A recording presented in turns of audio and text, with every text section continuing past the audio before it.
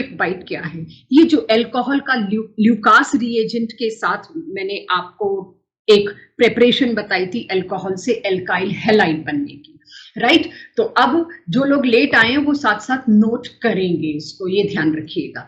सो alkyl halide बनाने की जो हमारी पहली प्रेपरेशन अल्कोहल से HX और ल्यूकास रिएजेंट यानी ZnCl2 एनहाइड्रस के साथ थी, उसी में कार्बोकेटायन बनने के चांस है, उसी में हर तरह के शिफ्ट्स और रीअरेंजमेंट्स होंगे, और वो कार्बोकेटाइन की स्टेबिलिटी का ऑर्डर, उसके हिसाब से इंटरमीडिएट कौन सा बनेगा, वो सब इसके लिए एप्लीकेबल है, बाकी के लिए नहीं एप्लीकेबल है, क्योंकि अल्कोहल से 5-6 तरीकों से बन रहा था। दूसरी बात, अल्कोहल के साथ SOCl2 आप रिएक्ट कराते हो तो हमको ये मिलता है अल्काइल हैलाइड, जो कि बेस्ट पॉसिबल मेथड है। ये कार्बोकेटाइन मैकेनिज्म से नहीं होता, ये फ्री रेडिकल मैकेनिज्म से होता है, इसीलिए इसमें गलती से भी कोई शिफ्ट, कोई रीअरेंजमेंट मत कर दीजिएगा। ये कंफ्यूजन प्रिवेल हो जाता है कि क्योंकि कार्बोकेटाइन के जैसा ही स्टेबिलिटी ऑर्डर फ्री रेडिकल में हमें मिलता है तो शायद फ्री रेडिकल में भी शिफ्ट्स होते होंगे। नो, फ्री रेडिकल में कभी कोई शिफ्ट नहीं, कार्बो एनायन में कभी कोई शिफ्ट नहीं, कहीं कोई शिफ्ट नहीं होता सिवाय कार्बोकेटाइन के। तीसरी बात, ये जो मैंने आपको एडिशन रिएक्शन कराया था, अगर आप यहाँ पर डार्क देते हैं, राइट, बिना लाइट के, लाइट देते तो आप जानते हैं क्या होता है।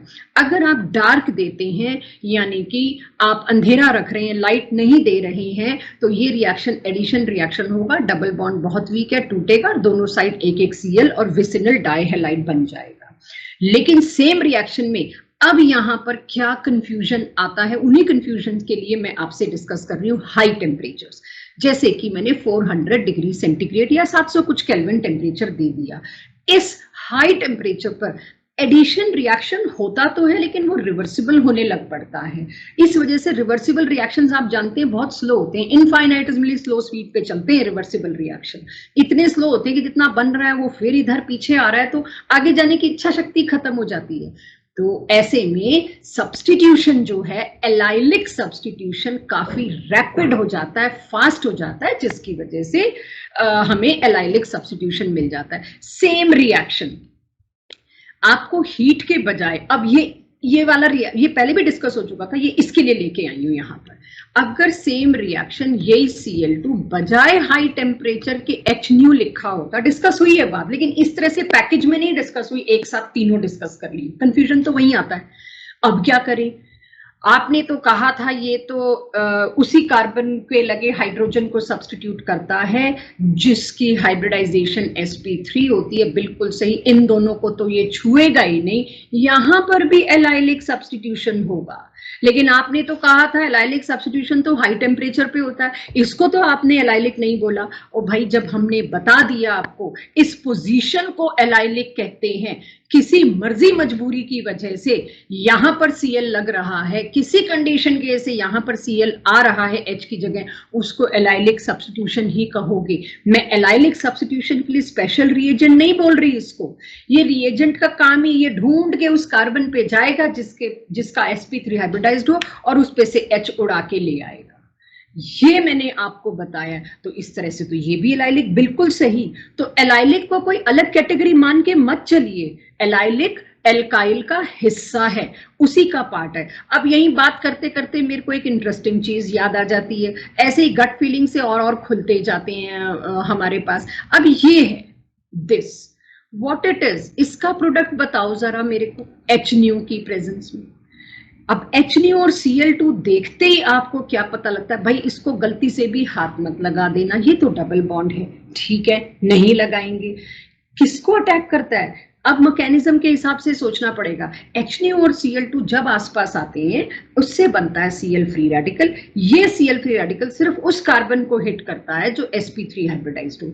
पहुंचे हम उस कार्बन पे एक भी H नहीं है, ये तो थाई हाइड्रोजन का सब्स्टिट्यूशन, सब कुछ होते हुए भी नो रिएक्शन। क्यों? क्योंकि यही, इसीलिए हम ऑर्गेनिक को थोड़ा लॉजिकल और इंटरेस्टिंग बोलते हैं। It will go as decided, Cl free radical बनेगा, वो उसी H को ढूंढेगा जिस कार्बन के, जो उस कार्बन पे लगाओ जो कार्बन sp3 हाइब्रिडाइज्ड है। यहाँ sp3 हाइब्रिडाइज्ड कार्बन था बट उसके पास एक भी H नहीं था, इसीलिए कुछ नहीं हुआ। जबरदस्ती नहीं मैं डबल बॉन्ड तोड़ने वाली। सो ये बात ध्यान रखिएगा। एलाइलिक सब्स्टिट्यूशन की हेडिंग मैंने अलग डलवाई, उसके रिएजेंट मैंने sulphuryl chloride, SO2Cl2, NBS, heat with chlorine दिया। इट डजंट मीन कि यहाँ आप एलाइलिक नहीं करोगे फैल जाओगे, ये तो नहीं बताया था। यहाँ चारा क्या है? तो व्हाट वी हैव डन, हमने कैटेगरिकली वो जो 3 लिखवाए ना, वो करते ही सिर्फ एलाइलिक सब्स्टिट्यूशन है, वो कोई और सब्स्टिट्यूशन करते ही नहीं। आप NBS दे दो, आप हीट दे दो। अब सपोज आपने ये वाला केस दिया, ठीक है, CH3 CH2 CH double bond CH2, और अब आती है बात NBS दो, इसको NBS दो या SO2Cl2 दो या Cl2 विद हीट दो, तो दो पॉसिबिलिटी आ गई। क्या होगा? NBS और SO2Cl2 दोगे तो ये वाला H सब्स्टिट्यूट होगा। लेकिन ध्यान देना बच्चों, this is ultimate confusion, rather confusion solving tip. Cl2 के साथ अगर H न्यू दोगे, Cl2 के साथ H न्यू दोगे, उसका काम फिक्स्ड है। वो क्या करेगा? एक फ्री रेडिकल बनाएगा। अब उसके पास चॉइस है, यहां वाले H को भी सब्स्टिट्यूट कर सकता है, यहां वाले H को भी सब्स्टिट्यूट कर सकता है। किसको करेगा? जिसका रेडिकल स्टेबल होगा। Yes, secondary कार्बो secondary free radical is more stable, तो इसका H जल्दी निकलेगा। इसमें मेजर प्रोडक्ट तो क्या होगा? मेजर प्रोडक्ट इसमें भी एलाइलिक होगा, लेकिन इसमें माइनर में एटलीस्ट ये होगा तो। लेकिन यहाँ NBS और SO2Cl2, ये आंखों पे पट्टी बांध के चलते हैं, ये सिर्फ ढूंढते हैं डबल बॉन्ड का पड़ोसी मिल जाए, धड़ाक से उसके ऊपर लग जाओ, बस 100% एक ही प्रोडक्ट बनेगा। ये फर्क है दोनों में। तो इस फर्क के लिए ये एक्स्ट्रा बाइट्स थी क्वेश्चंस को सॉल्व करने के लिए। और अगली एक्स्ट्रा बाइट के लिए फोर्थ वाला, ये बहुत इंपॉर्टेंट है। ये आपके पास मैंने सिंपल सा एक alkane, direct halogenation with presence of H nu हमने देखा, कोई एक हाइड्रोजन, एक step, monohalogenation. I know it's a chain reaction, but मैंने याद दिलाने के लिए रिएक्शन लिखा है सिर्फ।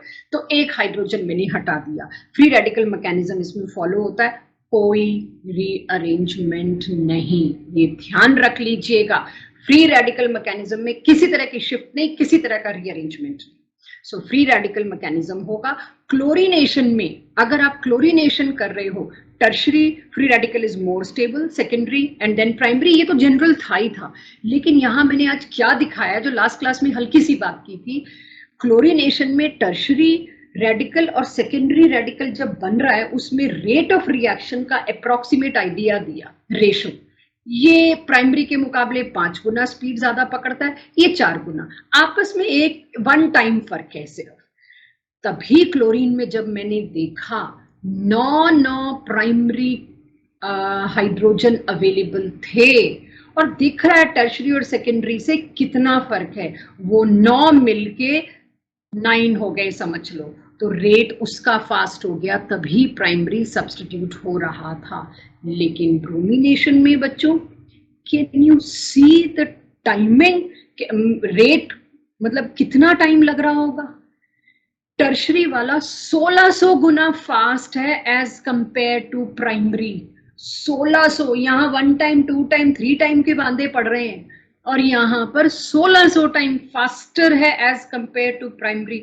तुम 9 प्राइमरी क्या 16 प्राइमरी ले आओ हाइड्रोजन, फिर भी वो 1600 को पकड़ नहीं पाएगा। आंख बंद करके टर्शरी हाइड्रोजन सब्स्टिट्यूट होगा ब्रोमीन की जगह। प्रोबेबिलिटी और number of X has zero effect, has no effect in bromination.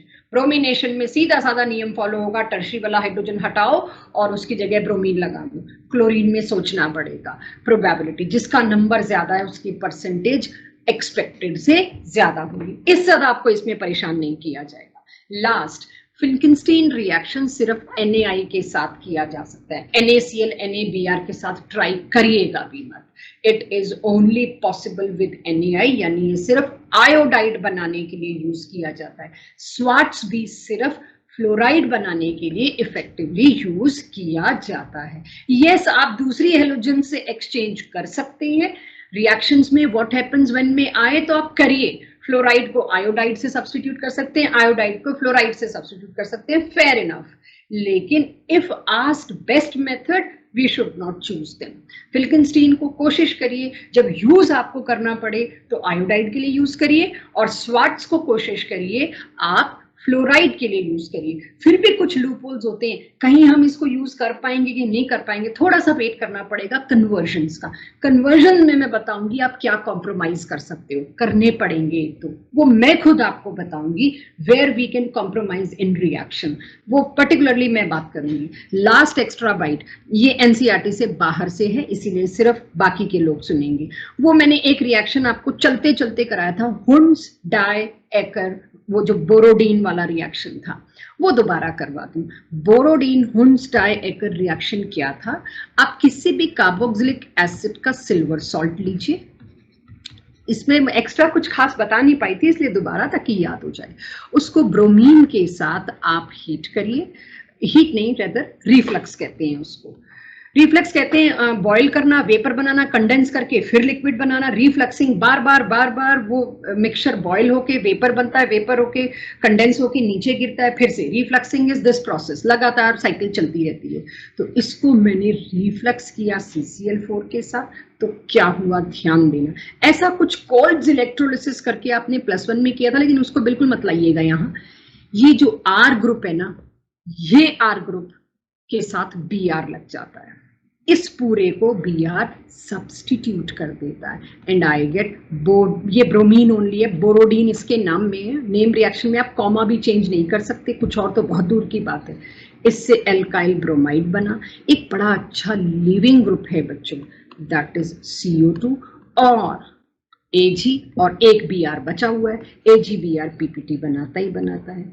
Alkyl bromides के लिए आप ये इस्तेमाल कर सकते हो, लेकिन हम तो बेचैन हैं, हमारा तो काम है क्वेश्चन पूछना भी चाहिए। तो हमारा सवाल आता है क्यों, क्या प्रॉब्लम है, हम आयोडाइड के लिए भी तो सेम यूज कर ही सकते हैं, कर लेते हैं, सॉरी सिल्वर सॉल्ट था यहाँ, आयोडाइड आगे आना था, कि हम दूसरे के लिए भी इसकी कोशिश कर लेते हैं, ले लिया हमने सिल्वर सॉल्ट, आयोडाइड क्यों नहीं दे सकते, जहां ब्रोमाइड है वहां अक्सर देखा गया आयोडाइड की पॉसिबिलिटी है, सब कुछ सेम किया, रिफ्लक्स किया इसको।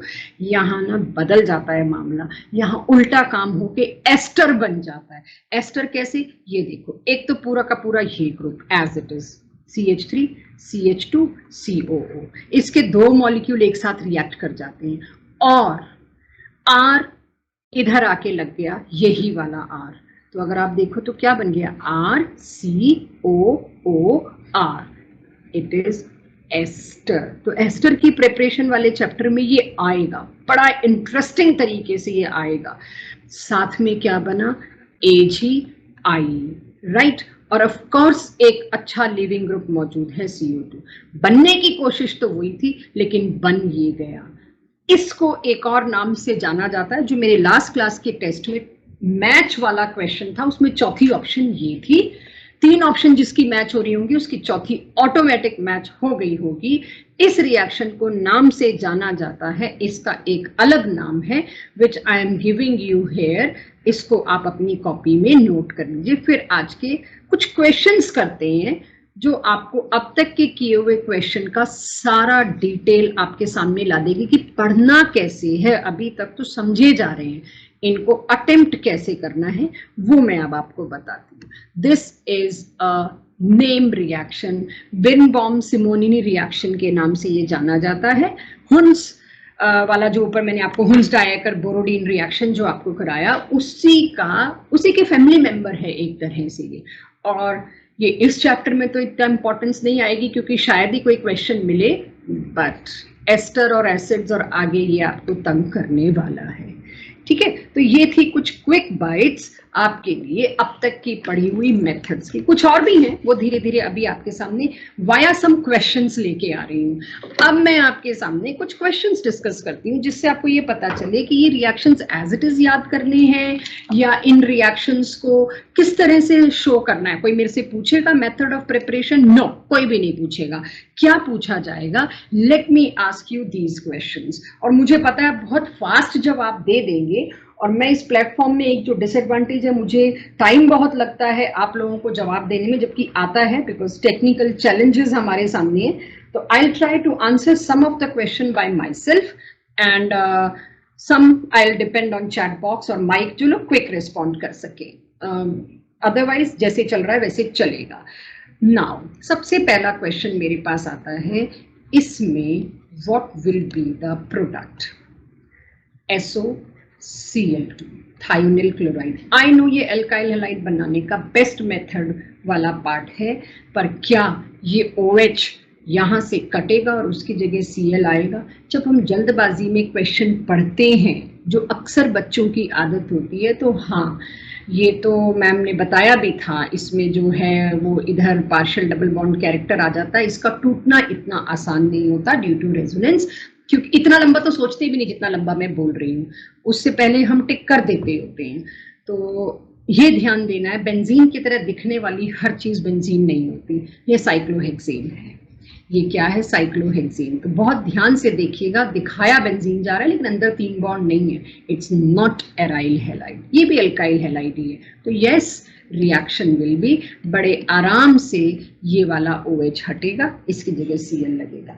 यही अगर इसके साथ ऐसा क्वेश्चन आता, अब तो अंडरस्टूड है, दिस यहाँ पर OH और यहाँ बेस्ट मेथड वाला SOCl2 लाके दे दिया आपको, फिर भी आप क्या लिखोगे? No reaction. इतनी ईल्डी नहीं आई कि उसको हम मेंशन करें यहाँ पर। चलिए अब एक और मैं आपसे प्रोडक्ट डिस्कस करती हूँ, व्हाट हैपेंस व्हेन। सबसे ज्यादा पूछे गए क्वेश्चन यही है, कंप्लीट द फॉलोइंग रिएक्शन। अब इसमें आऊं मैं कंप्लीट द फॉलोइंग रिएक्शन में, have a look, CH2 CH3 और इधर हमने लगा दिया नाइट्रो, जो कि इलेक्ट्रॉन विड्रॉइंग है। खैर अभी जब तक इंडक्टिव इफेक्ट नहीं कराऊंगी, इसके इन्फ्लुएंस को भी मैं नहीं यहाँ पे डिस्कस कर पाऊंगी, तो अभी इट्स टू अर्ली। इसको अगर अब मैं देती हूँ Br2 विथ हीट और HU और बोथ, दोनों भी चलेंगे। क्या लगता है बच्चों, क्या होगा?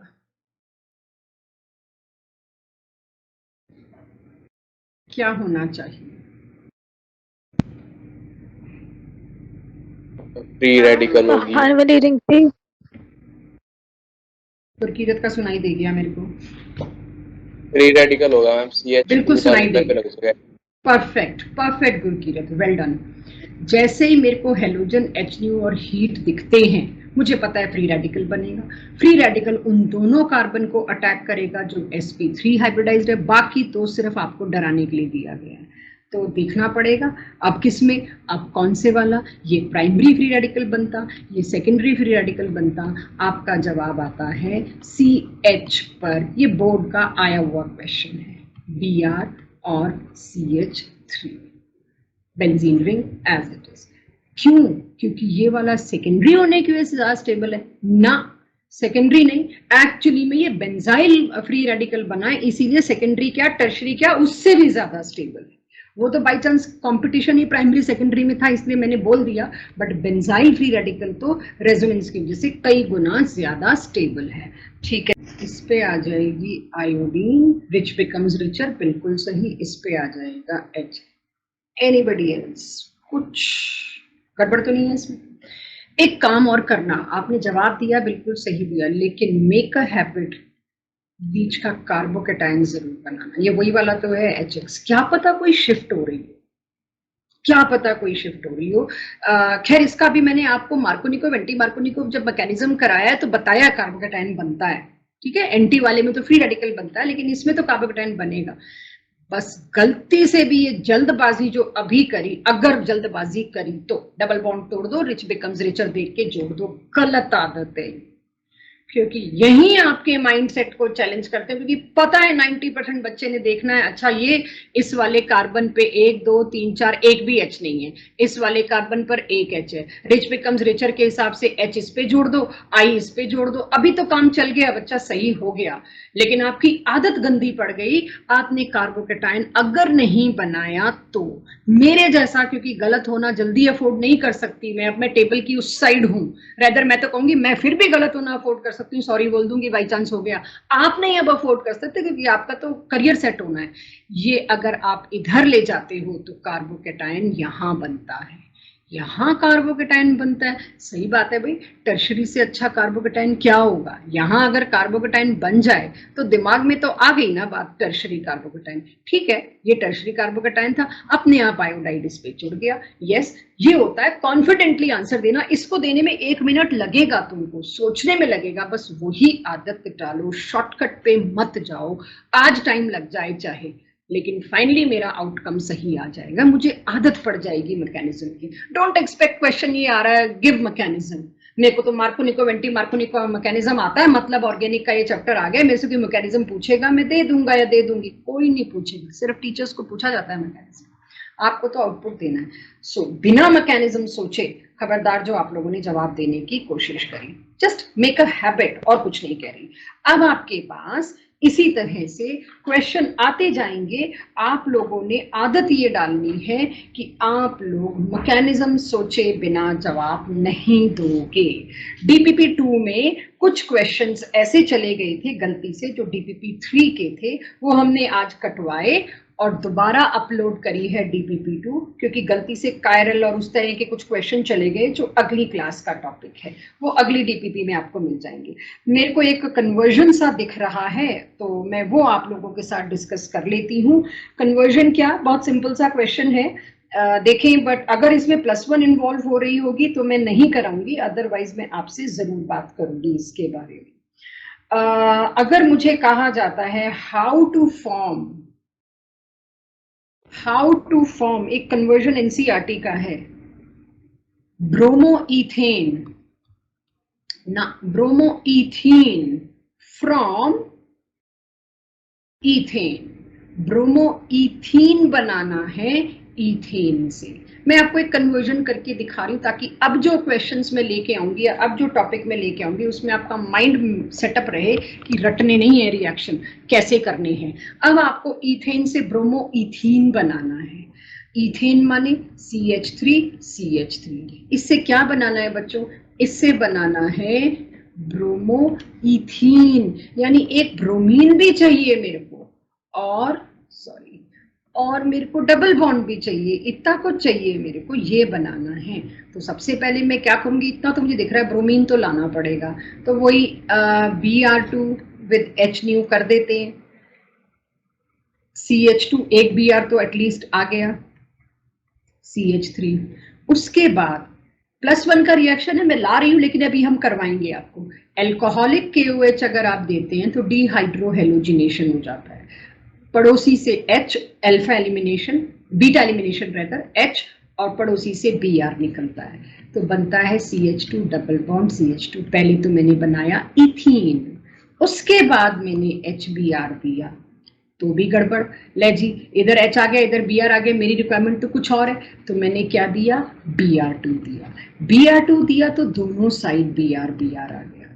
फिर मैंने अगला काम क्या किया, अब फिर से एल्कोहलिक KOH दिया, एक Br इधर से, एक H इधर से निकला, और अब मेरे को मिलता है CH2CHBr, जो मेरा टारगेट था।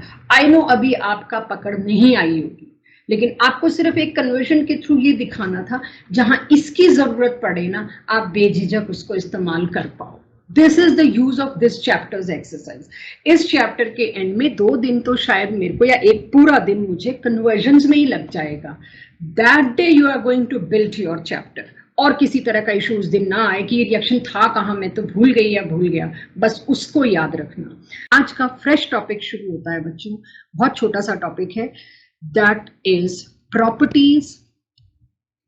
अब लिखनी शुरू कर दीजिएगा एक चीज सिस्टमैटिकली, सिलसिलेवार, कुछ भी इसमें आपके लिए नहीं छोड़ा जाएगा।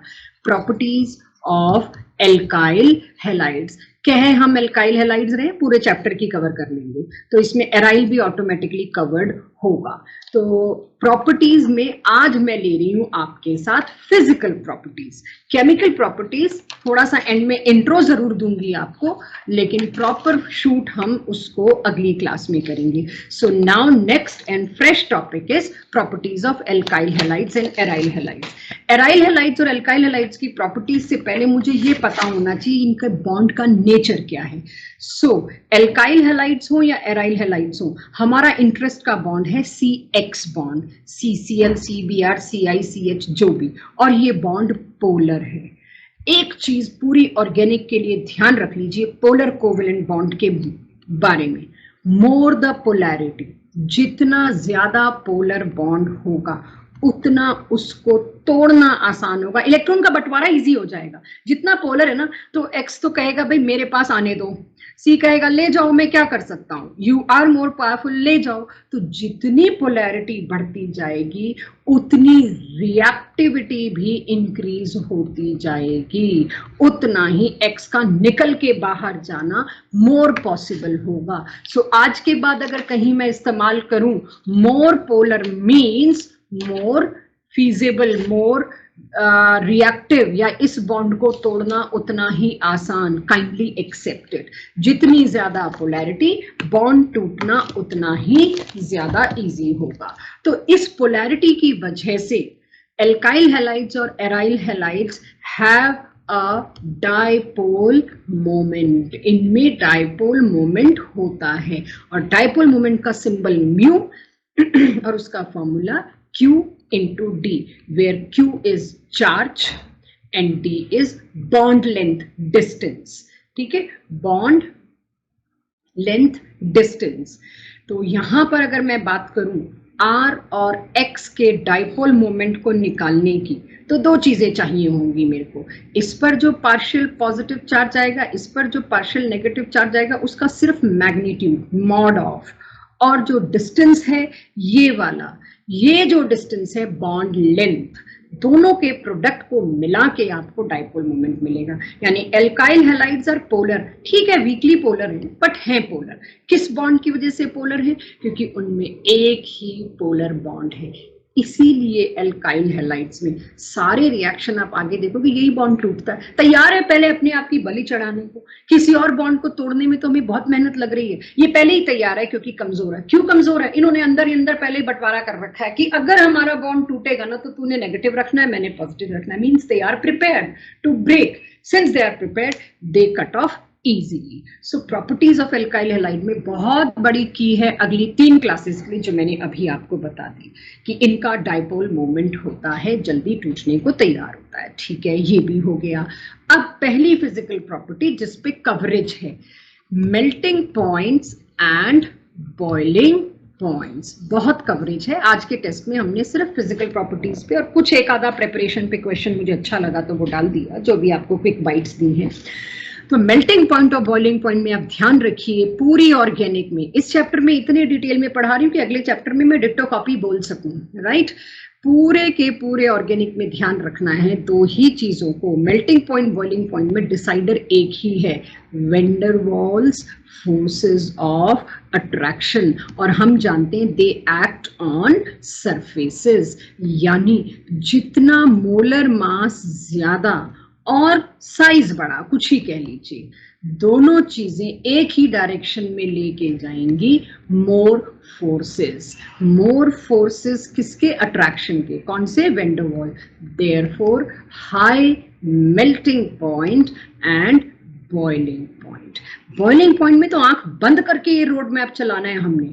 मेल्टिंग में थोड़ी दिक्कत क्यों होगी? क्योंकि पैकिंग भी आ जाएगी, सॉलिड्स में पैकिंग भी रोल प्ले करती है। तो बॉइलिंग में तो आंख बंद करके आप ये ट्रेंड चलाएंगे, सॉलिड्स में थोड़ा कुछ खास होगा तो वो हर जगह मैं आपको नोट करवाऊंगी। सो मेल्टिंग पॉइंट और बॉइलिंग पॉइंट का ट्रेंड सेटर रोड मैप तो है ये। अब इसी कॉन्सेप्ट को लगा लेते हैं एल्काइल हैलाइड्स में। तो bullet number 1 melting point boiling point लिए सबसे पहले मैं आपको दे रही हूं बॉइलिंग पॉइंट। दोनों ही चल रहे हैं, जहां कुछ अलग होगा वहां बता दूंगी। RI का सबसे ज्यादा, मेल्टिंग पॉइंट बॉइलिंग पॉइंट दोनों की बात हो रही है। RCl का, BR भी लिख लीजिए, चलिए RBR उससे कम, RCl उससे कम, और अगर RF होता, यूजुअली फ्लोराइड्स इतने स्टेबल नहीं है इसलिए हम उसको मेंशन नहीं कर रहे, अगर होता भी तो सबसे पीछे आता। Y साइज आपके सामने है, हेलोजन इतनी बड़ी, R इज सेम, हेलोजन बड़ी, सरफेस एरिया बड़ा, फोर्सेस ज्यादा, जिसकी वजह से बॉइलिंग पॉइंट और मेल्टिंग पॉइंट का ये ट्रेंड मिला। ठीक है, ये तो बात तब थी जब R सेम था, जब R सेम था हेलोजन अलग थी। अब मैं डिफरेंट कर रही हूँ, जब हेलोजन सेम हो और R अलग हो तब क्या होगा, सेम थिंग। अब देखिएगा CH3 CH2 CH2, मैं हेलोजन सेम रख रही हूँ, iodide, then CH3 CH3 iodide and least is CH3I। जैसे जैसे एल्काइल ग्रुप छोटा होता गया, सरफेस एरिया कम होता गया, सरफेस एरिया कम होता गया, तो again van der Waals forces weak होते गए, applicable to both melting point and boiling point. तीसरी बुलेट पे आते हैं, तीसरी इंफॉर्मेशन पे आते हैं। अभी तक मैंने क्या किया, एक में R सेम रखा, एक में हेलोजन सेम रखा, अब दोनों सेम रखती हूँ, R भी सेम एंड हेलोजन भी सेम, राइट। अगर R सेम है मतलब मेरे को R की ब्रांचिंग में बदलाव करने पड़ेंगे, आइसोमेरिक एल्काइल हैलाइड, यानी मॉलिक्यूलर फॉर्मूला सेम, आइसोमेरिक, मतलब ना आप हेलोजन बदल पा रहे हो ना आप R बदल पा रहे हो। Have a look, CH3 CH2 CH2 CH2 Br, इसको कहते हैं, आप थोड़ा थोड़ा कॉमन नेमिंग की प्रैक्टिस जब मौका मिलेगा करिए मेरे साथ। N ब्यूटाइल, जो स्ट्रेट चेन होती है ना उसको हम कहते हैं नॉर्मल, और नॉर्मल के लिए सिंबल आता है N, N butyl bromide, right. ये इसका कॉमन नेम। इसी का मैं एक आइसोमर और दे रही हूं आपको, वो ध्यान देना है, आइसो में कंफ्यूजन होता है बच्चों को। दिस, इसका नाम क्या है बच्चों, this is iso butyl bromide. Iso का मतलब क्या है, आइसो का मतलब जिस कार्बन पे आप ब्रोमीन लगा रहे हो ना वो रहेगा तो प्राइमरी, क्योंकि इसमें भी प्राइमरी था, लेकिन उसकी पूरी ब्रांच, उसकी पूरी कार्बन चेन में एक ब्रांच होगी नेक्स्ट कार्बन पे, उसके नेक्स्ट कार्बन पे आपको एक ब्रांच मिल जाएगी, दैट इज आइसो। आइसो मतलब एक टहनी, एक ब्रांच निकली हुई है। तीसरा इसी के अंदर आपको मैं दे देती हूँ, वेरी मच अंडरस्टूड, आप एक्सपेक्ट कर रहे होंगे कि ब्रांचिंग अब मैं ये बनाने वाली हूँ, यस, इसको आप टर्शरी ब्यूटाइल ब्रोमाइड कह सकते हैं। It is tertiary butyl bromide. Mains और एम्स का आया हुआ आज क्वेश्चन मैंने टेस्ट में डाला है, 5 या 6 ही क्वेश्चन है शायद आज के टेस्ट में, और उसमें मैंने एम्स 2015 का डाला है, तब तक नीट में नहीं कवर होता था एम्स, तो उसमें जो है मेल्टिंग पॉइंट या बॉइलिंग पॉइंट का ट्रेंड पूछा हुआ है। आप देखिएगा डायरेक्ट टेस्ट में देखिएगा क्या है, लेकिन एक चीज बता दूं, कहीं भी स्ट्रक्चर दे के टेस्ट नहीं, ट्रेंड नहीं पूछते, ट्रेंड पूछते हैं ये नाम देके। तो एन ब्यूटाइल, आइसोब्यूटाइल और टर्शरी ब्यूटाइल जब तक आप खुद सही नहीं बनाएंगे आप काफी हद तक गड़बड़ कर सकते हैं, लेकिन कंफ्यूज मत होइए, एटलीस्ट ये दो तो पता होते हैं। तो हमें एटलीस्ट ये तो पता होता है ना, बिफोर एंड आफ्टर में हमें ये देखना है कि किसमें सबसे ज्यादा किसमें सबसे कम, कुछ हद तक तो क्लैरिटी उससे आ जाती है, बाकी मजा तो तभी है जब सारा हमें पता हो। तो अब क्योंकि एन ब्यूटाइल ब्रोमाइड में no branching is there, no branching की वजह से मैक्सिमम सरफेस एरिया, जब मैक्सिमम सरफेस एरिया तो इसका बॉइलिंग पॉइंट, मेल्टिंग पॉइंट सबसे ज्यादा। इसमें ब्रांचिंग की वजह से पूरा तो नहीं लेकिन थोड़ा थोड़ा सरफेस एरिया कम होना शुरू हो गया, इसमें सरफेस एरिया इज लेस। और जब टर्शरी वाला मैंने देखा, इट इज एक्वायरिंग मोर और less spherical shape, spherical shape has least surface area, आप लोगों की मैथ्स बताती है ये बात, उसका सरफेस एरिया सबसे कम है, इसीलिए इसका मेल्टिंग पॉइंट या बॉइलिंग पॉइंट इज लीस्ट। वही मैंने ट्रेंड लगाया, यानी जितनी ब्रांचिंग बढ़ाते जाओगे, more branching means less melting point और बॉइलिंग पॉइंट। इस बात को अच्छे से समझ के दिमाग में उतार लीजिए। अब आती है बात, एक का हमें दे दें आइसोब्यूटाइल और उधर हमको दे दें आइसोब्यूटाइल ब्रोमाइड और आइसोब्यूटाइल आयोडाइड, तो जी आयोडाइड वाला होगा। एक में आयोडीन दे दें और एक में ब्रोमीन दे दें और ब्रोमीन का नॉर्मल वाला दे दें, आयोडाइड वाला ये दे दें, तो ऐसे अपनी तरफ से ना मिक्स मैच मत करिएगा। आज का टेस्ट देखिएगा, आज की डीपीपी देखिएगा, उसके बाद I wish do not create a question, just understand, उसी में आपको ये सारी चीजें मिल जाएंगी कि आपको एक ही फंडा फॉलो करना है जहां क्लियरली पता चल सके सरफेस एरिया का क्या सीन है। तो ये हुए आइसोमेरिक एल्काइल हैलाइड, उसमें आपके पास आ गया। Now last but obviously most important is aryl.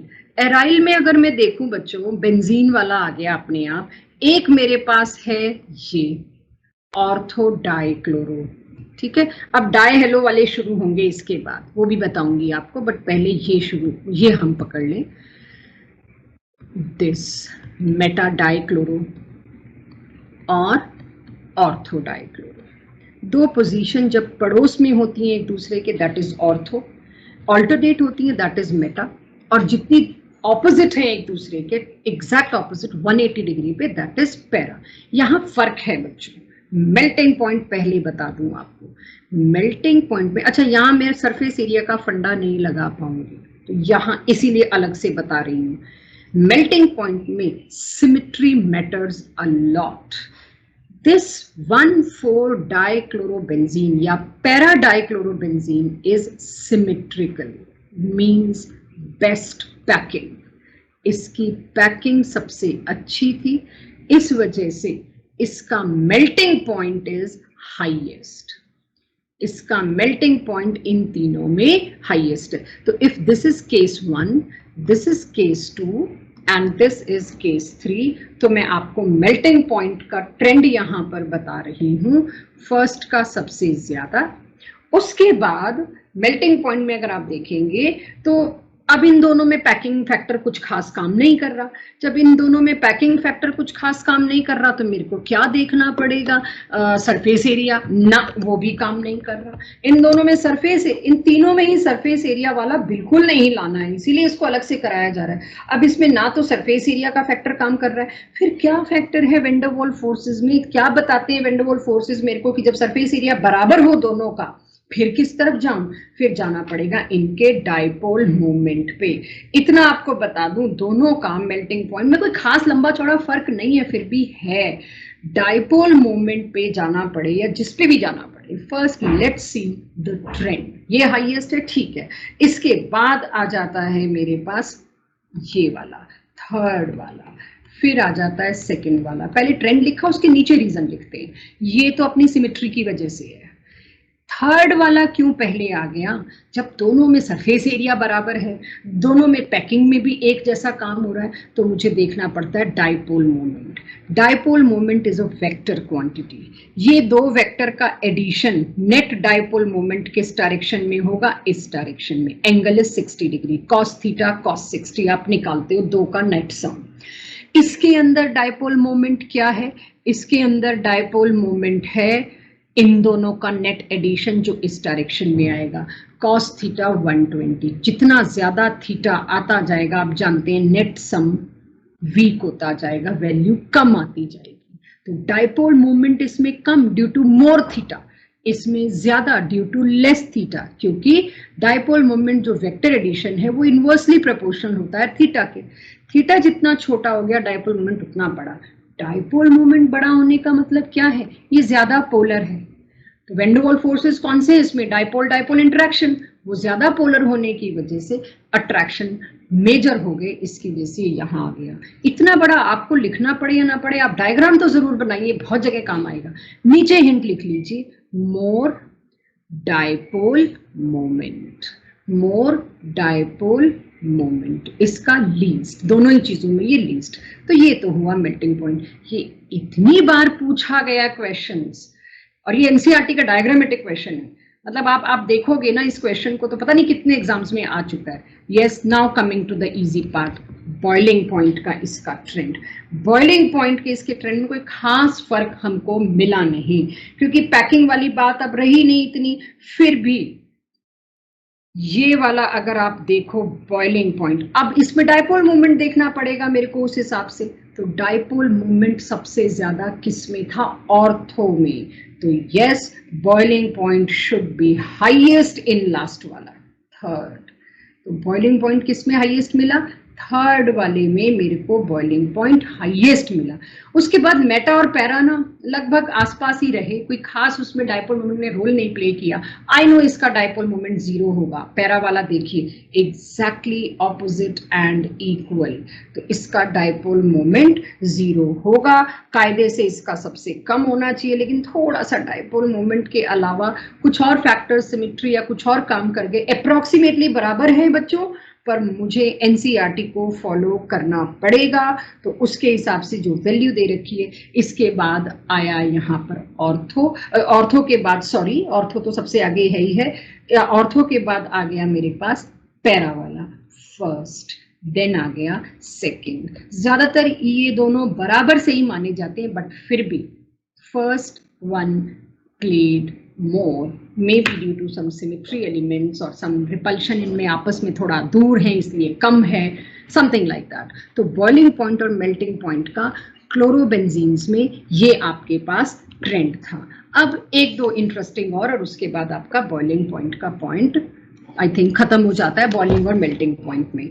मुझे इसका भी एक मिलता जुलता सा है, इसलिए यहाँ लिखवा दूं। वैसे तो आप कर लेंगे, जस्ट टू इंश्योर दैट कुछ छूटे ना। ये देखिए, ये मैं लिख रही हूं, बस एरोमेटिक कहीं आपको लगे ना कि हमें कॉन्फिडेंस नहीं आया, हमने देखा नहीं एक बारी, वही वाला फंडा है। आप हेलोजन बदलते जाओगे, जिसका साइज छोटा होता गया, चाहे एरोमेटिक है चाहे एलिफेटिक है, उसमें आप देखिए सरफेस एरिया का फैक्ट लगाना है। जिसका साइज छोटा होता गया उसका सरफेस एरिया कम होता गया, वैन डर वाल्स फोर्सेस कम होते गए।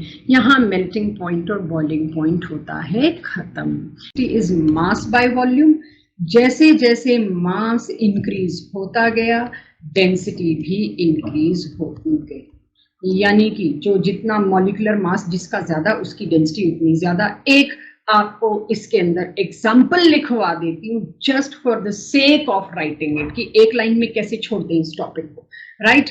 तो इसमें इस तरह से आपको मिलेगा, चाहे एलिफेटिक है चाहे एरोमेटिक है, जो भी है। यस, थोड़ा सा डिफिकल्ट या डिफरेंट चले तो नंबर ऑफ हेलोजेंस बदल गए तो क्या होगा डेंसिटी का, हैव अ लुक भाई। वही मोलर मास पे जाना है। CHCl3 तीन क्लोरीन है, उसका मास तो ज्यादा हो गई as compare to CH2Cl2 as compare to CHCl3, तो density least, I am sorry CH3Cl लिखना था, तो डेंसिटी लीस्ट किसकी हुई है, जिसमें हेलोजन सबसे कम है, रेदर देन जिसका मास सबसे कम है उसकी डेंसिटी सबसे कम। तो डेंसिटी में सिर्फ इतना ही, डेंसिटी सिंपल मास पर प्रोपोर्शनल है, वॉल्यूम इसमें इतना गेम प्ले नहीं करता क्योंकि इतना फर्क नहीं आता। अब आ जाते हैं last of, almost last of physical properties, and that is dipole moment. Chemical bonding में थोड़ी कोर कसर रह भी गई हो ऑर्गेनिक के पॉइंट ऑफ व्यू को लेके, तो वो यहाँ आपको क्लियर हो जाएगा। मैंने स्टार्टिंग में बताया डायपोल मोमेंट क्या है, mu is equals to q into d, obviously charge का मॉड्यूलस है। तो उस हिसाब से अगर मैं चलूं, मुझे कोई कहे भाई इनको अरेंज करो, RF, R सेम है, हेलोजन बदल रही हूँ, RF, RCl, RBr और RI, इनके डायपोल मोमेंट को अरेंज करिए किसी भी एक पर्टिकुलर ऑर्डर में। जो ऑर्डर बच्चों डायपोल मोमेंट का है, बाद में आप देखेंगे वही कई बार रिएक्टिविटी का भी बन जाता है, बॉन्ड टूटने का भी बन जाता है, कई बार, मतलब बहुत सी चीजों का डिसाइडर बन सकता है, वो समटाइम्स बताया जाएगा। अच्छा, हम जानते हैं फ्लोरीन सबसे ज्यादा इलेक्ट्रोनेगेटिव है, फिर क्लोरीन है, फिर ब्रोमीन है और लास्ट में आयोडीन है। जितना ज्यादा इलेक्ट्रोनेगेटिव है, हम ये मान के चल रहे हैं, जो जितना ज्यादा इलेक्ट्रोनेगेटिव हेलोजन है वो पार्शियल नेगेटिव चार्ज उतना ही ज्यादा, इसके ऊपर पार्शियल पॉजिटिव चार्ज उतना ही ज्यादा होगा। Q की वैल्यू इस केस में ज्यादा होगी, इसमें कोई दो राय नहीं है। Fluorine is most electronegative element as compare to this, और नीचे वाले तो खैर और भी कमजोर होते जाएंगे। चार्ज किसका ज्यादा है, फ्लोराइड का। अगर मैं देखूं चार्ज यानी Q इज मोस्ट, सबसे हाई वैल्यू किसकी है उसमें, F नेगेटिव की, बट दूसरा फैक्टर एक और मल्टीप्लाई हो रहा है, bond distance D, fluorine is too small, बहुत स्मॉल है फ्लोरीन का size, one of the smallest atom है पीरियोडिक टेबल में हाइड्रोजन को हटा दूं तो। बहुत ज्यादा स्मॉल साइज होने की वजह से इसमें D की value bond length is too short, बहुत छोटी होगी। बहुत छोटी होने की वजह से D वाला फैक्टर की वैल्यू छोटी और चार्ज वाले फैक्टर की वैल्यू बहुत बड़ी। ठीक है, फिर भी चार्ज इतना ज्यादा है कि मैं मान के चल रही हूँ हाईली पोलर है। Whereas if I come to CCl, उसका Q मोस्ट तो नहीं है, फिर भी काफी ज्यादा है। फ्लोरीन क्लोरीन की इलेक्ट्रोनेगेटिविटी का डिफरेंस देखूं तो चार्ज की वैल्यू हाई है, इट हैज हाई वैल्यू, लेकिन साथ ही साथ बॉन्ड डिस्टेंस की वैल्यू भी ज्यादा है क्योंकि क्लोरीन का साइज बड़ा है, इसकी भी वैल्यू हाई है। दोनों की हाई वैल्यू का product all in all chlorine के केस में Q की भी हाई वैल्यू है और बॉन्ड डिस्टेंस की भी हाई वैल्यू है, जबकि फ्लोरीन के केस में, एल्काइल फ्लोराइड्स के केस में Q की वैल्यू तो हाईएस्ट है, नो डाउट हाईएस्ट होगी, लेकिन बॉन्ड लेंथ की वैल्यू कम होने की वजह से ओवरऑल प्रोडक्ट किसका ज्यादा आ गया, क्लोराइड्स का। सो डायपोल मोमेंट में RCl सबसे आगे, फिर RF, फिर RBr, फिर RI। अब ये R कुछ भी हो सकता है, R लिखने का मतलब ये कुछ भी हो सकता है। तो फ्लोरीन में छोटा साइज होना उसको नुकसान पहुंचा गया, ये बात आप ध्यान रखिएगा। तो ये डायपोल मोमेंट को लेके हुई बात एक एग्जाम्पल की। If noted, it is very very very important, ये निहायत इंपॉर्टेंट है। एनसीईआरटी एग्जाम्पलर के क्वेश्चंस अगर आप देखिए तो ऐसी छोटी छोटी चीजों पे बने होंगे। सो अब एक और केस ले लेते हैं डायपोल मोमेंट का। आई नो वो आप बड़े आराम से कर लोगे, बट आपके नोट्स कंप्लीट करने के लिए, कुछ भी छूटे ना इसमें, बुक्स ना खोलनी पड़े, उसके लिए आपको ये 3 देती हूँ। डायपोल मोमेंट के ऑर्डर में इनको लगाइए। I know I have just discussed it, but still to repeat is to learn actually.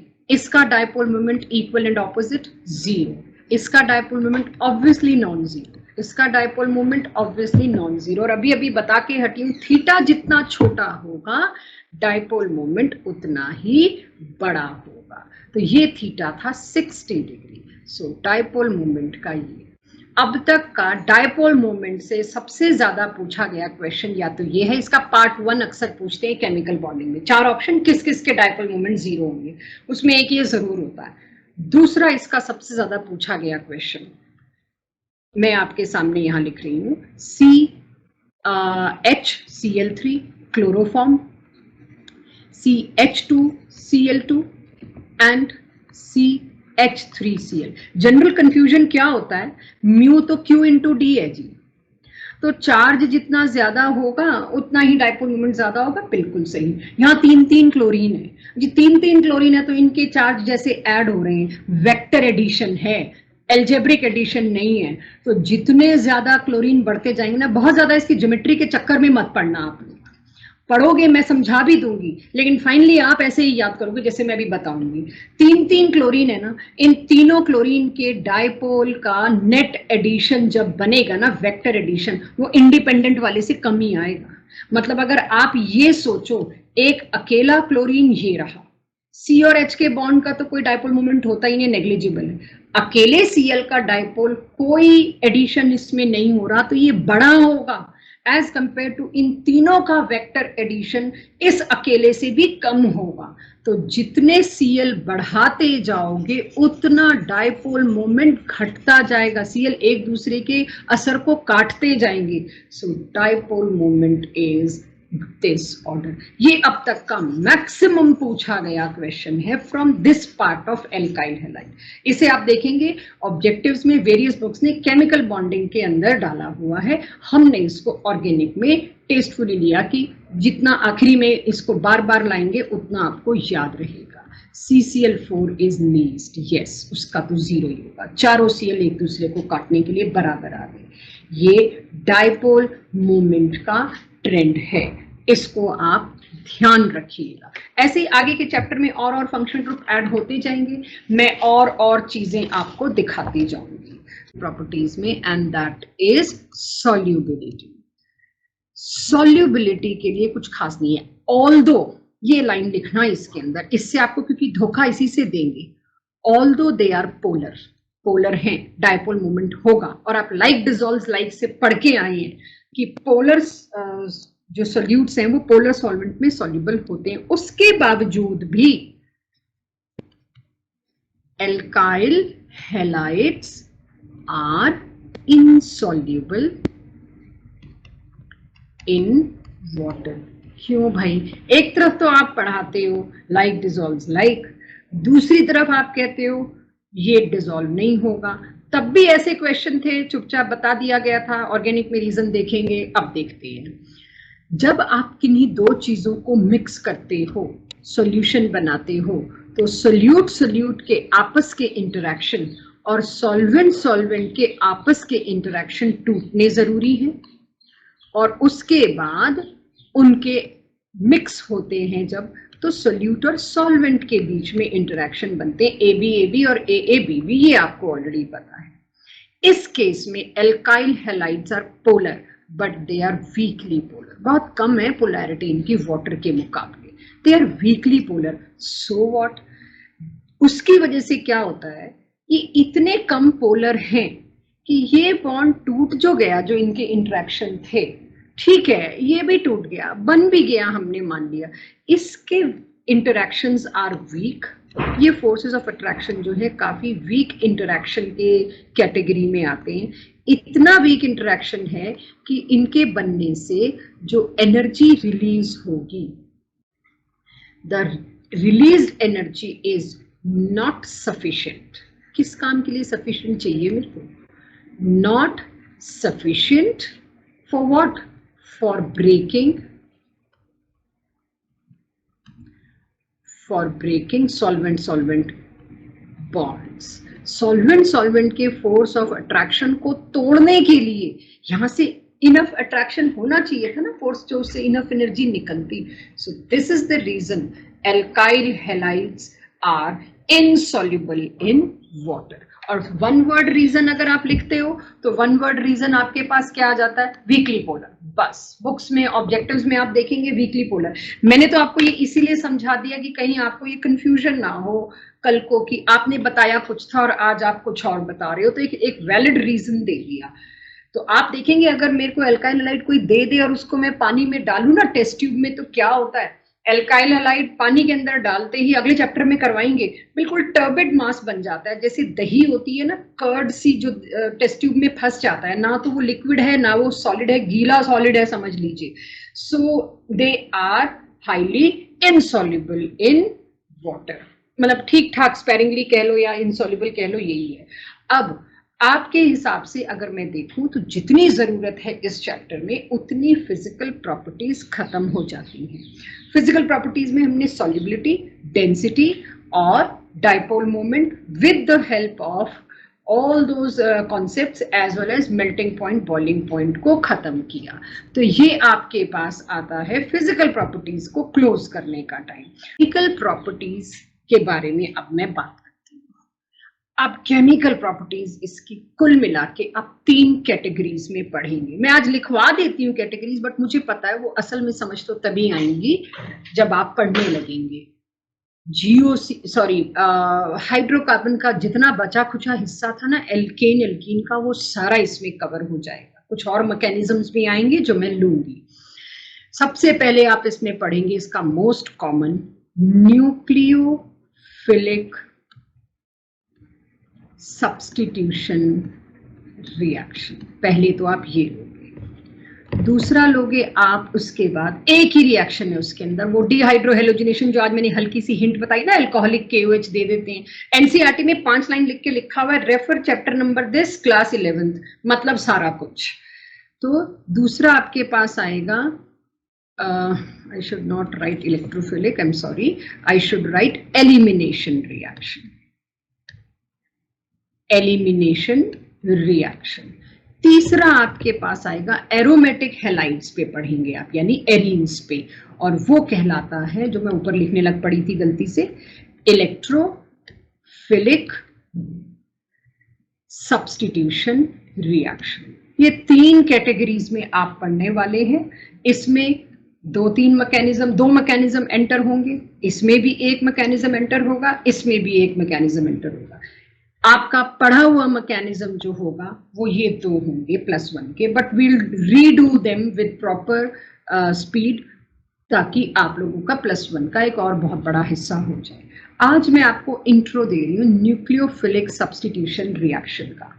यहां से चैप्टर की वो हार्ट बीट शुरू हो जाती है, वो हिस्सा शुरू हो जाता है जब हमें भी स्टाफ रिक्रूट करना होता है, तो हम इंटरव्यूज और डेमो में सबसे पहले इस पे लेके आते हैं, भाई हमें ये पढ़ा के बता दो, अगर तुम ये पढ़ा सकते हो, ये दे सकते हो जवाब इसकी cross questioning, you are a good person in chemistry, come and join us, this is that area.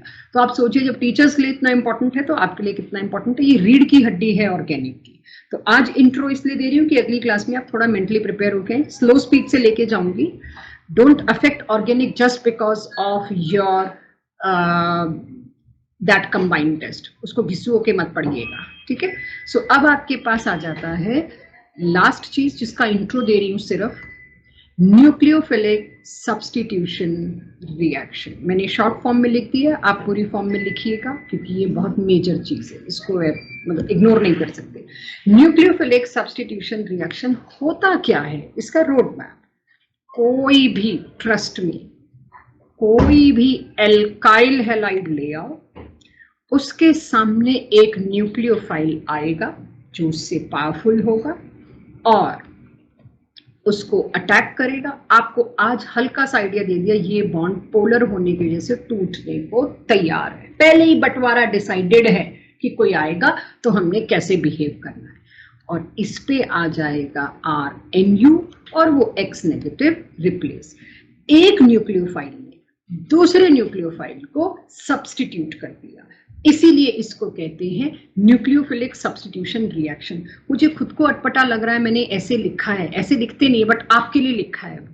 इसको लिखा कैसे जाता है, सब्स्टिट्यूशन हो रहा है, मेन तो इसमें सब्स्टिट्यूशन है, और कौन सा सब्स्टिट्यूशन हो रहा है, न्यूक्लियोफिलिक। इसको SN लिखते हैं, कभी भी NS नहीं लिखते। NS हेडिंग के लिए ठीक है, न्यूक्लियोफिलिक सब्स्टिट्यूशन रिएक्शन। जैसे आप देखोगे बुक्स में न्यूक्लियोफिलिक सब्स्टिट्यूशन रिएक्शन एक हेडिंग है, आप उसको ब्रैकेट में डाल दोगे SN। ये हम हेडिंग के लिए लिख रहे हैं, हमें पता है कि इसको आगे SN करके बोलना है। तो एक न्यूक्लियोफाइल दूसरे न्यूक्लियोफाइल को आके जब सब्स्टिट्यूट कर देता है तो उसको कहते हैं nucleophilic substitution reaction. Nucleophilic substitution reaction की मैं बात करूं तो एक एग्जांपल दिखा देती हूं, ये कैसे होता है। राइट, ये आप कोई भी अल्काइल हैलाइड ले आते हैं हम, CH3Cl+। अब न्यूक्लियोफाइल देखिएगा, वाटर। ये इस रोड मैप के नीचे आपके पास ये रिएक्शन होना चाहिए। मेरी कोशिश ये रहेगी ऑर्गेनिक में हर साल कि आपको बुक्स नहीं रेफर करनी पड़े, नोट्स और क्वेश्चन से काम चल जाए आपका। HOH, वाटर को मैं ऐसे लिख रही हूँ। मैं इस तरह से कराने की कोशिश करूंगी जिससे आपके लिए कुछ भी नया ना रहे आगे आने वाले रिएक्शंस में। तो ये वाला बॉन्ड इसमें टूटेगा, हमेशा पोलर बॉन्ड टूटते हैं ऑर्गेनिक में, आप देखना। तो ये टूटने को तैयार, और इनका बंटवारा भी डिसाइडेड है क्या होगा। मींस इससे न्यूक्लियोफाइल कौन सा बना, इससे न्यूक्लियोफाइल ये बना। तो दूसरी चीज क्या बनती है, जो इलेक्ट्रॉन डेफिशिएंट होती है उसको इलेक्ट्रोफाइल बोलते हैं, ये बना इलेक्ट्रोफाइल। तो ये रिएक्शन में तो न्यूक्लियोफाइल ने जाके इसको सब्स्टिट्यूट कर देना है। यस, क्या बन जाना है, CH3OH + HCl। बच्चों रोड मैप तो यही रहेगा, रोड मैप यही रहेगा। आप जो मर्जी रिएजेंट ले आओ, आपको ढूंढना है उसमें न्यूक्लियोफाइल कौन सा, उठा के Cl की जगह लगा देना है। पहली कैटेगरी में सिर्फ ये रिएक्शन है, Cl हटाया, उसकी जगह कौन सा लगाया। फिर इसमें क्या बड़ी बात है, 2 दिन क्यों लगाने पड़ेंगे मैम, या पूरा 1 दिन क्यों लगेगा, क्योंकि इसका मैकेनिज्म आपको कराया जाएगा। अब मैं एक और, यही अल्काइल हैलाइड में आपको दे देती, अब आपको एक और स्पीशीज में यहां लिख के देती हूं। अब आप सोचो उसमें क्या बनेगा, आपको ढूंढना होगा सिर्फ न्यूक्लियोफाइल और कुछ नहीं। अब मैं HOH की जगह NaOH दूं, सेम होगा काम, बिल्कुल। KOH दूं, सेम होगा काम, बिल्कुल। लेकिन ये NaOH KOH क्यों दे रही हूं मैं, मुझे पता है ना ऊपर वाटर ने भी वही काम करना है। एक्चुअली में वाटर के साथ ही थोड़ा सा NaOH KOH डाला जा सकता है ताकि वाटर जल्दी टूट जाए, वाटर को डिसोसिएट करना है ना, वाटर बड़ा वीक इलेक्ट्रोलाइट है, डिसोसिएट ही नहीं होता। तो अक्सर आप देखोगे वाटर लिखा नहीं मिलेगा आपको, आपको क्या लिखा मिलेगा, एक्वस NaOH और एक्वस KOH। उसका क्या मतलब होगा, एक्वस माने बहुत सारा पानी है और थोड़ा सा NaOH KOH है, जिसकी वजह से वाटर प्रॉपर्ली डिसोसिएट हो पा रहा है, means it is producing a nucleophile OH negative. वो OH नेगेटिव फिर इसके पास गया और एल्कोहल बन गया और HCl बन गया। ठीक है जी, अब आप लोगों का दिमाग चलना चाहिए, मैं एक और रिएजेंट ले आती हूँ, ROR। एल्कोहल नहीं है ये, वाटर भी नहीं है ये, HOH की जगह ROH है, इट इज ईथर। ROR है, इट इज ईथर। अब आपको इसका नाम पता है नहीं पता भूल जाओ, सब आएगा अगले चैप्टर्स में, एक एक चीज आएगी जो एक बार नाम लेती हूँ अगली क्लास में पूरा डिटेल ले आऊंगी। इसमें भी यही टूटेगा, पोलर बॉन्ड तो यही नजर आ रहा है, इस पे नेगेटिव इस पे पॉजिटिव। तो क्या आइडेंटिफाई कर रही हूँ भाई, न्यूक्लियोफाइल ढूंढ दो मेरे को। तो न्यूक्लियोफाइल तो ये गया, Cl को सब्स्टिट्यूट करेगा और उसकी जगह क्या होगा, CH3। Cl की जगह कौन पहुंच गया, OR पहुंच गया।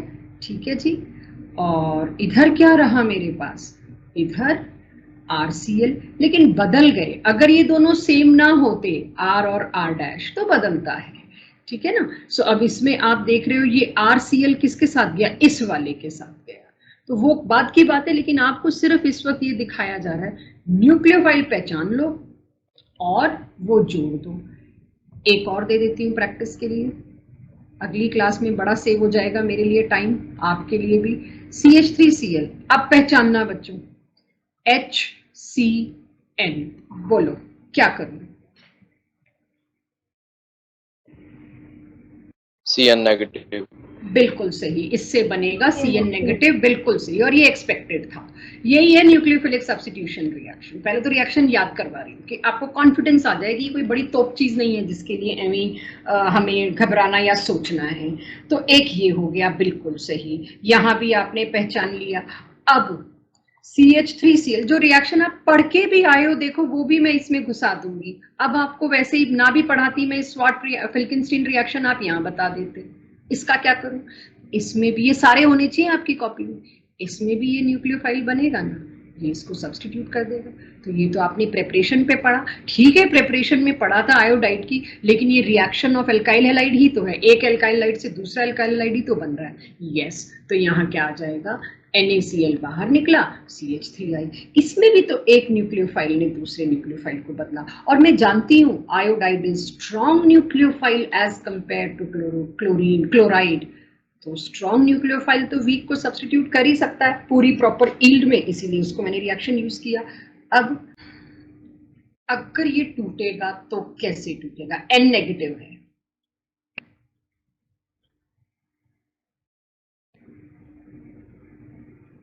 इसमें एक ये बॉन्ड टूटने को तैयार है, this NH2 negative, absolutely right.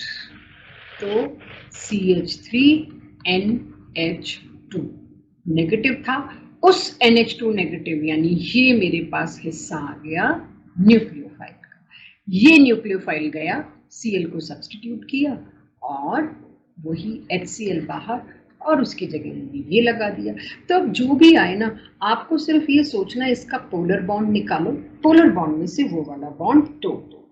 Last एक तो देखो अब दिमाग कहाँ जाता है आपका, लिथियम एल्यूमिनियम हाइड्राइड, ये very very strong reducing agent है, this is my hint, it is reducing agent, और इसका नाम भी हिंट है, लिथियम एल्यूमिनियम हाइड्राइड। ये था सोडियम आयोडाइड, ये है लिथियम एल्यूमिनियम हाइड्राइड। जिस चीज के पीछे आइड लगता है वो नेगेटिव होती है, जिस चीज के पीछे ईएम लगता है वो पॉजिटिव होती है। तो इसमें आइड किसके पीछे लग रहा है, हाइड्राइड, हाइड्रोजन के पीछे, यानी, और वैसे भी ये दोनों मेटल है, इसके अंदर से कुछ अगर न्यूक्लियोफिलिक निकलेगा भी ना तो वो क्या निकलेगा, H नेगेटिव, नाम ही बता रहा है लिथियम एल्यूमिनियम हाइड्राइड। तो वो H नेगेटिव गया इसके पास, CH3 के पास एक और H चला गया, तो CH4 भी लिख सकती हूँ, बट आपको जस्ट एक झलक दिखाने के लिए कि क्या हुआ वो ये कर रही हूँ। तो उससे क्या बन गया आपके पास, मीथेन बन गया। KCN मैंने एक एजेंट लिया, एक मैंने KNO2 एजेंट लिया, और बस और कुछ बचा नहीं है, बट चलो एक मैंने RNH2। इन तीनों को जब मैं एल्काइल हैलाइड से रिएक्ट कराती हूँ, पहले मैं सबसे नीचे वाला लेती हूँ RCH। अब के ये R अलग है, it is R dash, just to differentiate between them. तो जैसे अमोनिया में हमने देखा था H नेगेटिव H निकल रहा था उससे, राइट अमोनिया में हमने H देखा था, यहाँ पर भी अमोनिया का एक तरह से डेरिवेटिव ही है, यहाँ पर भी H एज न्यूक्लियोफाइल रिलीज हुआ, rather H as electrophile, I am sorry, अगर मैं वहां देखूं जो किया था वही मैं आपको यहाँ करवा देती हूँ, H and R। We know that ये पार्शियल नेगेटिव है, ये पार्शियल पॉजिटिव है, ये बॉन्ड टूटेगा, ये वाला हिस्सा जो ये हिस्सा है ये जाके न्यूक्लियोफाइल बन के इसके पास गया, Cl को सब्स्टिट्यूट किया और उसकी जगह क्या लगा देखिए R, और ये खुद पूरा लग गया, ये वाला R अब के डिफरेंट था, मैंने आपको बता दिया था, R डैश और H ये बना। दूसरी side I know it is HCl। अब थोड़े नाम भी दे दूं, ये क्या था, फंक्शनल ग्रुप अमीन। कोऑर्डिनेट ज्योमेट्री वाला कोऑर्डिनेट केमिस्ट्री वाले में डबल M था, इसमें सिंगल M है, इट इज फंक्शनल ग्रुप अमीन। तो ये अमीन था RNH2, ये बाद में बात करेंगे, अमीन्स पे पूरा एक चैप्टर डेडिकेटेड है लास्ट वाला ऑर्गेनिक का, तो ये प्राइमरी मीन सेकेंडरी मीन तब बात करेंगे। मैं फिर से इस पेज पे लिख दूं, उस पे थोड़ा ज्यादा कचरा हो गया था, KNO2 और KCN। एम्बिडेंटेट लिगेंड्स में आपने पढ़ा था when they have more than one point of attachment, लेकिन एट ए टाइम एक ही से अटैच होते हैं, ऐसे न्यूक्लियोफाइल्स को हम यहाँ क्या कहते हैं, दोनों ऊपर लिखे हुए क्या हैं, ambidentate nucleophiles, right, they are ambidentate nucleophile, यानी ये R को इससे भी अटैक कर सकता है, इससे भी, ऐसे ही यहाँ पर ये C इससे भी अटैक कर सकता है, CNC से भी और N से भी। क्या होगा we will see in next class. That's all about today's class.